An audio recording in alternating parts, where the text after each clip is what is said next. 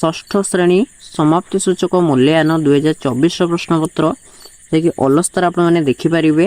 ସମୟ ରହିବ ଆପଣଙ୍କର 2 ଘଣ୍ଟା, ପୂର୍ଣ୍ଣ ସଂଖ୍ୟା ରହିବ 50, ମୋଟ ପୃଷ୍ଠ ସଂଖ୍ୟା ରହିବ କେତେ 4, ମୋଟ ପୃଷ୍ଠ ସଂଖ୍ୟା ରହିବ ଆପଣଙ୍କର 33 ଏବଂ ପ୍ରାପ୍ତ ନମ୍ବର ଏଠି ଦେଖିପାରିବେ। ଛାତ୍ରଛାତ୍ରୀଙ୍କ ନାମ ଏଠାରେ ଆପଣ ଲେଖିବେ, ବିଭାଗ, ରୋଲ ନମ୍ବର, ତାରିଖ, ନିରୀକ୍ଷକ, ପରୀକ୍ଷକ। ଓକେ, ଦେଖିପାରିବେ ଆପଣମାନେ ପ୍ରତ୍ୟେକ ପ୍ରଶ୍ନ ମୂଲ୍ୟ ପ୍ରଶ୍ନ ଡାହାଣ ପାଖରେ ଦିଆଯାଇଛି। ପ୍ରତ୍ୟେକ ପ୍ରଶ୍ନ ତଳେ ବା ନିକଟରେ ଥିବା ଖାଲି ସ୍ଥାନରେ ଉତ୍ତର ଲେଖ। ଅନୁଚ୍ଛେଦଟିକୁ ପଢ଼ି ପ୍ରଶ୍ନ 1 ରୁ 5 ନମ୍ବର ପର୍ଯ୍ୟନ୍ତ ପ୍ରଶ୍ନ ଉତ୍ତର ଲେଖ। ବିବେକାନନ୍ଦ ନିଜ ଭାଷଣ ଆରମ୍ଭ କଲେ ଆମେରିକାବାସୀ ଭାଇ ଓ ଭଉଣୀମାନେ। ଭାଇ ଓ ଭଉଣୀ ସମ୍ବୋଧନ ଶୁଣି ଶ୍ରୋତାମାନେ ଆନନ୍ଦରେ ଉଛୁଳି ପଡ଼ିଲେ। ସେମାନେ କରତାଳି ଦେଇ ତାଙ୍କୁ ଅଭିନନ୍ଦନ ଜଣାଇଲେ। ଏହାପରେ ବିବେକାନନ୍ଦ ଭାରତୀୟ ଧର୍ମ, ଦର୍ଶନ, ହିନ୍ଦୁ ଧର୍ମର ବିଶେଷତ୍ୱ, ବିଶ୍ୱ ଭାତୃତ୍ୱର ବାଣୀ ଇତ୍ୟାଦି ଏଭଳି ଚମତ୍କାର ଭାବରେ ବୁଝାଇଲେ ଯେ ଶ୍ରୋତାମାନେ ମନ୍ତ୍ରମୁଗ୍ଧ ହୋଇଗଲେ। ତାଙ୍କ ଭାଷଣ ଫଟୋ ଆମେରିକାର ସମ୍ବାଦପତ୍ରମାନଙ୍କରେ ଛପାଗଲା। ତାଙ୍କ ଉପରେ ପ୍ରଶଂସା ଅଜାଡ଼ି ହୋଇ ପଡ଼ିଲା। ସେ ବୁଝାଇ ଦେଲେ ଯେ ସବୁ ମଣିଷ ହେଉଛନ୍ତି ଈଶ୍ୱରଙ୍କ ସନ୍ତାନ।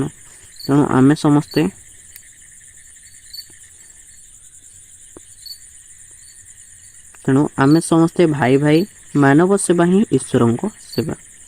ତ ଫାର୍ଷ୍ଟ କ୍ୱେଶ୍ଚନ୍ ରହିଛି, ଏଠାରେ କେଉଁ ମହାପୁରୁଷଙ୍କ କଥା କୁହାଯାଇଛି? ନା ଏଠାରେ ବିବେକାନନ୍ଦ ଯିଏକି ମହାପୁରୁଷ ତାଙ୍କ କଥା କୁହାଯାଇଛି। ବିବେକାନନ୍ଦ ଆମେରିକାର ଲୋକମାନଙ୍କୁ କିପରି ସମ୍ବୋଧନ କରିଛନ୍ତି? ନା ଆମେରିକବାସୀ ଭାଇ ଓ ଭଉଣୀ ମାନେ। ଶ୍ରୋତାମାନେ ଆନନ୍ଦରେ ଉଛୁଳି ଉଠିଲେ କାହିଁକି? ଭାଇ ଓ ଭଉଣୀ ସମ୍ବୋଧନ ଶୁଣି ଶ୍ରୋତାମାନେ ଆନନ୍ଦରେ ଉଛୁଳି ଉଠିଲେ। ବିବେକାନନ୍ଦ କେଉଁ ବିଷୟରେ ଆମେରିକମାନଙ୍କୁ ଚମତ୍କାର ଭାବେ ବୁଝାଇଥିଲେ? ନା ଭାରତୀୟ ଧର୍ମ, ଦର୍ଶନ, ହିନ୍ଦୁ ଧର୍ମର ବିଶେଷତ୍ୱ, ବିଶ୍ୱ ଭାତୃତ୍ୱର ବାଣୀ ଇତ୍ୟାଦି ବିବେକାନନ୍ଦ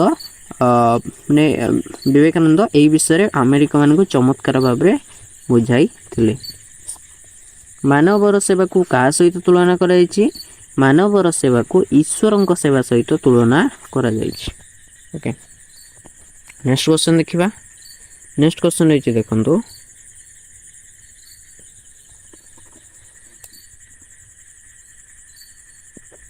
ତଳ ପଦ୍ୟାଂଶଟିକୁ ପଢ଼ି 6 ରୁ 12 ନମ୍ବର ପ୍ରଶ୍ନର ଉତ୍ତର ଲେଖ। ଶରତ ନଈ କୂଳେ ବସିଛୁ ମୁଇଁ ଛାଇ ଛଇଳ ଆମ୍ର ତୋରୁ ମିଳେ ପ୍ରକୃତିର ସବୁଜ କଳ ଏ ମୋର ମନ ହେଉଛି ବଳ ନୟନ ମୋମ ବ୍ରହ୍ମରସମ ମାଧୁରୀ ଚାଖି ବୁଲେ। ଓକେ, ତ ଫାର୍ଷ୍ଟ କ୍ୱେଶ୍ଚନ୍ ହେଉଛି, କବିତାରେ କେଉଁ ଋତୁ କଥା କୁହାଯାଇଛି? କବିତାରେ ଶରତ ଋତୁ କଥା କୁହାଯାଇଛି। ଓକେ,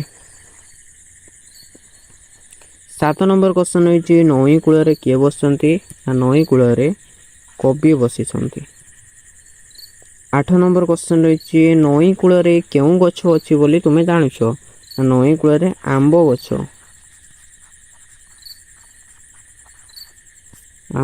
ଅଛି ବୋଲି ଆମେ ଜାଣିଛୁ। କେଉଁଥିପାଇଁ କବିଙ୍କ ମନ ଭଳ ହେଉଛି? କେଉଁଥିପାଇଁ? ସବୁଜ ସୌନ୍ଦର୍ଯ୍ୟରେ ଭରପୁର ପ୍ରକୃତି ରାଣୀକୁ ଦେଖି କବିଙ୍କର ମନ ଭଳ ହେଉଛି। କବିତାରେ କାହାକୁ ଭଅଁର ବୋଲି କୁହାଯାଇଛି? ନା କବିତାରେ ନୟନକୁ ଭଅଁର ବୋଲି କୁହାଯାଇଛି। ଓକେ, ନୟନ ଅର୍ଥ ବୁଝାଉଥିବା ଆଉ ଗୋଟିଏ ଶବ୍ଦ ଲେଖ। ନୟନ ଅର୍ଥ ବୁଝାଉଥିବା ଆଉ ଗୋଟିଏ ଶବ୍ଦ ହେଉଛି ଆଖି ଗୋଟେ ଆଉ ଚକ୍ଷୁ ଗୋଟେ। ଓକେ, ଛଇଳ ଶବ୍ଦର ଅର୍ଥ କ'ଣ? ଛଇଳ ଶବ୍ଦର ଅର୍ଥ ଆପଣ ଲେଖିବେ। ଓକେ, ବନ୍ଧନୀ ମଧ୍ୟରୁ ସୂଚନାକୁ ବ୍ୟବହାର କରି ତୁମ ବିଦ୍ୟାଳୟ ବିଷୟରେ 70 ରୁ 80 ଶବ୍ଦ ମଧ୍ୟରେ ରଚନାଟିଏ ଲେଖ। ସୂଚନା: ବିଦ୍ୟାଳୟ ନାମ, ଅବସ୍ଥିତି, ବଗିଚା ତାର ଯତ୍ନ, ଶିକ୍ଷକ ଛାତ୍ରଛାତ୍ରୀ ସଂଖ୍ୟା, ପାନୀୟ ଜଳ ବ୍ୟବସ୍ଥା, ପାଳନ କରାଯାଉଥିବା ପର୍ବ, ଉତ୍ସବ, ପରିଷ୍କାର ପରିଚ୍ଛନ୍ନତା। ନୟନ ଅର୍ଥ ବୁଝାଉଥିବା ଆଉ ଗୋଟିଏ ଶବ୍ଦ ଲେଖ, ଆଖି ଚକ୍ଷୁ। ଏଇଟା ଆମେ ଦେଖିଥିଲୁ, ଏଠି ଆପଣଙ୍କ କିଛି ସ୍ପେସ୍ ରହିଛି, ଲେଖିବେ। ତାପରେ ଏଠି ମହାଶୟ, ଏଇଟା ଲେଖିଥିବେ ନିବେଦନ ଅଭିପ୍ରାୟ ହେଇକି ଯେ ମୁଁ ନମିତା ଅଗ୍ରୱାଲ ଲେଖାଯାଇଛି। ତୁମ ନାଁ ଲେଖିବ। ଆପଣଙ୍କ ବିଦ୍ୟାଳୟର 6ଠ ଶ୍ରେଣୀ ଅଧ୍ୟୟନ କରେ। ଜ୍ୱରରେ ପୀଡ଼ିତ ଥିବାରୁ ମୁଁ ତା ଏତେ ପର୍ଯ୍ୟନ୍ତ ଶ୍ରେଣୀ ଅନୁପସ୍ଥିତ ଥିଲି। ଡାକ୍ତରଙ୍କ ପରାମର୍ଶ ଅନୁଯାୟୀ ଔଷଧ ସେବନ କରୁଥିଲେ। ସେ ମୋତେ ଏତେ ଦିନ ବିଶ୍ରାମ ନେବା ପାଇଁ ପରାମର୍ଶ ଦେଇଥିଲେ।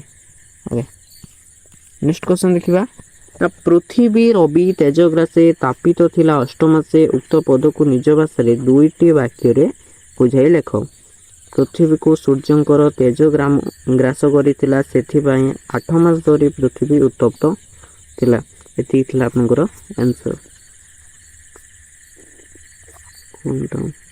सिंह द्वारे गपसुत डाकंती उठ अच्युत केते निद्रा जाऊ तू तो आकाशे उदय दिन कर हे उक्त पद को निज भाषा रे दुईटी वाक्य बुझे लेख दुईटी वाक्य बुझे कही सिंह द्वार रे गपसुत श्रीकृष्ण अच्युत को डाकुचंती आकाश रे सूर्य उदय हेलेनी हे अच्युत निद्रा त्याग कर निम्न रे दिया जाइता उक्ति गुडी को किए कहा को केउ प्रश्न कहছে 17 18 प्रश्न उत्तर लेख अरे पिला तू निज को निजे तो संभाली पार ना मते संभालिबो किपरि तो एडा होचे कि 3 मार्क प्रश्न ओके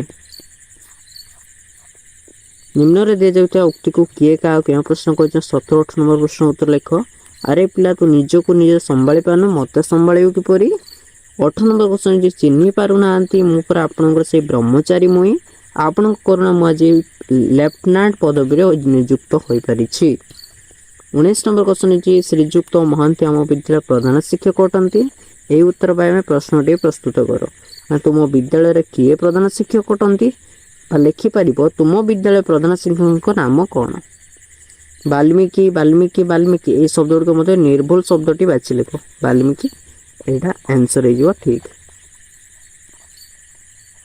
ओके से जने दक्ष कलाकार भारे परिचित रेखांकित शब्दर विशेष पद लेख विशेष होचंदी परिचय ओके नेक्स्ट देखो लेखक भिकारीटी को साहाय्य कले रेखांकित पदर लिंग बदलाई वाक्यटी को आउथर लेख ना लेखक भिकारुणीटी को साहाय्य कले ओके 23 समय निम्न वाक्यांशर अर्थ लेखि वाक्य गठन कर पर ऊपर को कादुआ फिंगिबा अन्य को दोष देवा प्रकृति कथा न बुझी पर ऊपर को कादुआ फिंगिबा अनुचित तापरे 24 प्रश्न होइछि पठित प्रबंधर उपयुक्त शब्दवाची शून्यस्थान पूर्ण कर उच्च मना उच्चे डैश लभई डैश विश्व आ 25 नंबर क्वेश्चन छि भ्रमर शब्दर समान अर्थ बुझाता गोटे शब्द लेख ना ओली ओके उपरोक्त विराम चिन्ह देई वाक्यटी को आउथर लेख मोर केही नाहंती बुढ़ी माँ थिले मरी गले ना मोर केही नाहंती बुढ़ी माँ थिले मरी गले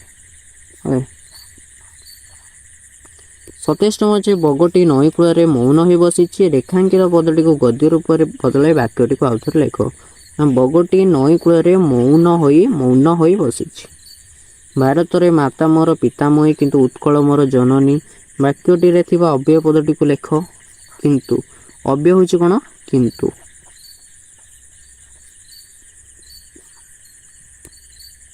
मु रास्ता रे गरीब बालकटी देखिली गरीब बालकटी छिंडा लुगा पिंधिथिला गरीब बालकटी अंडरलाइन अछि ना रेखांकित शब्दटी को बदलाए सर्वनाम पद बसाई वाक्यटी को आउथर लेख मु रास्ता रे गरीब बालकटी देखिली से छिंडा लुगा पिंधिथिला 30 नंबर मंडूक मयूर छतु खाद्य तो ये भिन्न जातिर शब्दटी को बाछि लेख जहाँकि रही छतु हो भिन्न जातीय शब्द असंख्य नक्षत्र सबे सुनील आकाश नव जलधर संगे सौदामिनी भाषे तो यार आंसर आपने लिखिए तो ये